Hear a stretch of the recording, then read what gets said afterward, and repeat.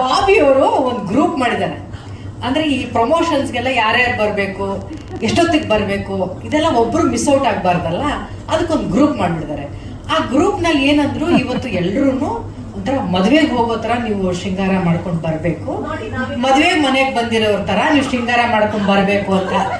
ನಾವು ತುಂಬಾ ಡೆಡಿಕೇಟೆಡ್ ಆಗಿ ಇಬ್ರು ಮಾತಾಡ್ಕೊಳೋದು, ಯಾವ ಕಾಂಜೀವರಂ ಸೀರೆ ಉಟ್ಕೊಳ್ಳೋಣ, ನೀನ್ ಯಾವ ಕಾಂಜಿ ಸೀರೆ, ನಾವು ಗ್ರೂಪ್ ಅಲ್ಲಿ ಮಾತಾಡ್ಕೊಂಡ್ರೆ ಈ ಸಣ್ಣ ಸಣ್ಣ ಹುಡುಗರೆಲ್ಲ ಇದಾರೆ ಅಂದ್ಬಿಟ್ಟು ಆಚೆ ಬಂದ್ಬಿಟ್ಟು ಮಾತಾಡ್ಕೊಳ್ಳೋದು. ಈ ಮಲ್ಗೆ ಹೂ ಮುಡ್ಕೊತಾ ಇದೀಯಾ, ಬಡವೆ ಹಾಕೋತಾ ಇದೀಯಾ, ಈ ತರ ಎಲ್ಲ ಮಾತಾಡ್ಕೊಂಡು ನಾವಿಬ್ರು ಬಂದ್ವಿ.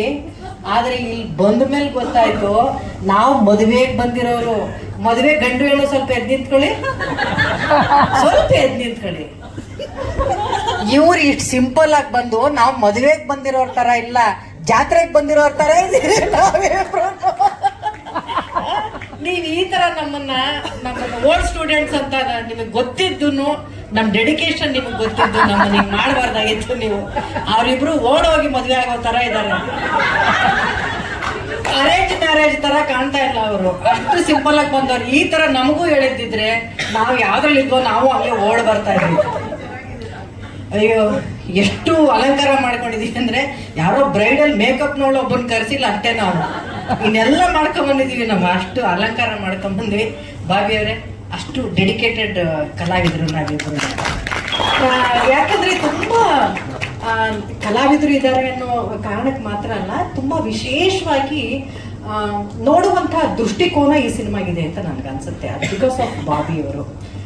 ಎಲ್ಲ ನಿರ್ದೇಶಕರು ಪುರುಷ ಪ್ರಧಾನ ಸಮಾಜದಲ್ಲಿ ಇದುವರೆಗೂ ನಾವು ನೋಡಿರೋದೆಲ್ಲ ಜಸ್ಟ್ ಒಬ್ಬ ಪುರುಷರು ಒಂದು ಕಥೆಯನ್ನ ಹೇಗೆ ನೋಡ್ತಾರೆ, ಅಥವಾ ಒಂದು ಸಂಸಾರನ ಹೇಗೆ ನೋಡ್ತಾರೆ, ಅಥವಾ ಒಬ್ಬ ಗಂಡ ಹೆಂಡತಿನ ಹೇಗೆ ನೋಡ್ತಾರೆ, ಒಂದು ಕುಟುಂಬದಲ್ಲಿರುವಂತಹ ಎಲ್ಲ ಸಂಬಂಧಗಳನ್ನ ಹೇಗೆ ಒಬ್ಬ ಪುರುಷ ನೋಡ್ತಾನೆ ಅನ್ನೋದನ್ನ ಮಾತ್ರ ನಮಗ್ ಗೊತ್ತಿದೆ. ಆದ್ರೆ ಒಬ್ಬ ಮಹಿಳೆ ಅದನ್ನ ಯಾವ ದೃಷ್ಟಿಕೋನದಲ್ಲಿ ನೋಡಬಲ್ಲಳು ಅನ್ನುವಂತಹ ಸೂಕ್ಷ್ಮತೆ ಬಹುಶಃ ಈ ಜಸ್ಟ್ ಮ್ಯಾರಿಡ್ ಅಲ್ಲಿ ಸಿನಿಮಾದಲ್ಲಿ ಸಿಗುತ್ತೆ ಅಂತ ನನಗೆ ಅನ್ಸುತ್ತೆ. ಆ ಸೂಕ್ಷ್ಮತೆನ ತುಂಬಾ ಚೆನ್ನಾಗಿ ಹೇಳಿದ್ದಾರೆ. ಆಮೇಲೆ ಅವ್ರಿಗಿರುವಂತ ಡೆಡಿಕೇಶನ್ ಇದೆಯಲ್ಲ, ಐ ವಾಸ್ ರಿಯಲಿ ಸರ್ಪ್ರೈಸ್ಡ್.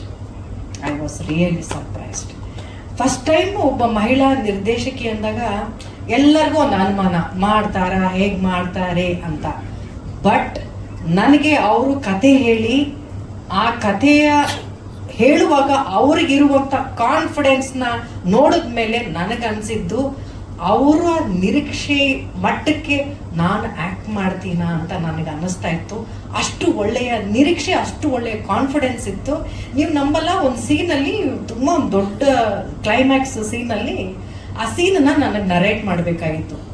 ಮಾರನೇ ದಿನ ನಾವು ಶೂಟ್ಗೆ ಹೋಗ್ಬೇಕಾಗಿತ್ತು.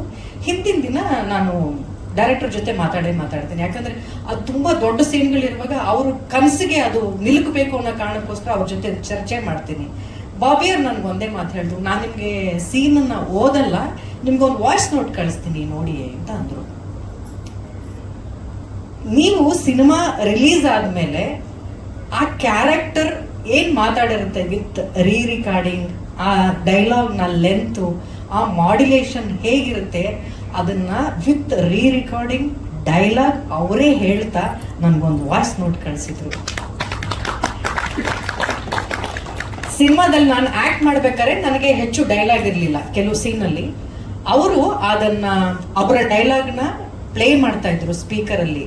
ಅವ್ರು ಆವಾಗಲೇ ಹೇಳಿದಾಗೆ ಸಂಗೀತನ ಹೇಗೆ ಪ್ಲೇ ಮಾಡ್ತಾ ಇದ್ರು, ನನಗೆ ಆಡಿಯೋ ಅವರ ಡೈಲಾಗ್ ಬರ್ತಾ ಇತ್ತು, ಅದ್ರ ಜೊತೆಗೆ ರಿಕಾರ್ಡಿಂಗ್ ಬರ್ತಾ ಇತ್ತು. ಅಂದ್ರೆ ಆ ಮೂಡ್ ಎಷ್ಟು ಚೆನ್ನಾಗಿ ಸೆಟ್ ಆಗ್ತಾ ಇತ್ತು ಅಂದ್ರೆ ನನಗೆ ನಾವು ಮಾಡಿರೋ ಕೆಲಸ ಏನಾದ್ರು ತುಂಬಾ ಚೆನ್ನಾಗಿದೆ ಅಂತ ನಿಮ್ಗೆ ಈ ಸಿನಿಮಾದಲ್ಲಿ ಅನ್ಸಿದ್ರೆ ಅದು 90 ಭಾಗ ಕ್ರೆಡಿಟ್ ಅವ್ರಿಗೆ ಹೋಗ್ಬೇಕು. ಅಷ್ಟು ಚೆನ್ನಾಗಿ ನೀವು ಅದನ್ನ ಹ್ಯಾಂಡಲ್ ಮಾಡಿದ್ರಿ ಅಂತ ಹೇಳಬಲ್ಲೆ.